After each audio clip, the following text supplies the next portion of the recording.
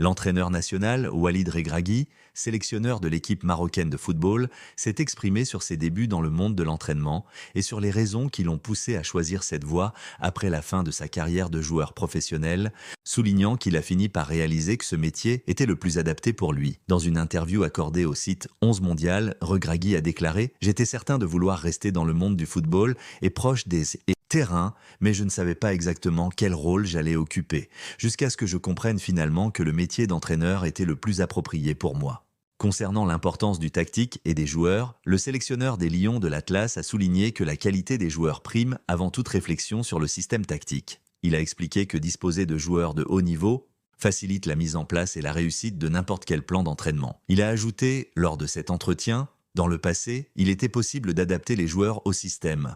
Mais lors de la Coupe du Monde, nous avons réalisé nos limites. Pour gagner des titres, il faut des joueurs capables de faire la différence.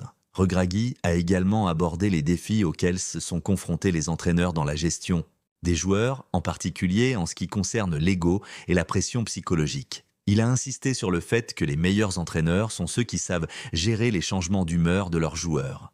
Le sélectionneur marocain a précisé: il est essentiel de s'adapter rapidement. Un entraîneur qui reste figé dans le passé ne durera pas longtemps. Concernant les joueurs binationaux, un sujet auquel il a été confronté récemment, Regragui a mis en avant la diversité culturelle au sein de l'équipe marocaine, qui compte des joueurs ayant grandi dans des pays comme la France, l'Espagne, les Pays-Bas, l'Allemagne et l'Italie. Le coach des Lions de l'Atlas a ajouté: « Mon rôle est de faire en sorte que ces joueurs comprennent que la priorité est donnée au Maroc, qu'ils portent ce drapeau, peu importe leur lieu de naissance. » Ce qui les unit tous, c'est leur amour pour le pays et leurs origines. Actuellement, l'équipe nationale marocaine se prépare à affronter le Niger et la Tanzanie en mars prochain dans le cadre des qualifications pour la Coupe du Monde 2026. 2 victoires seront nécessaires pour assurer la qualification au mondial.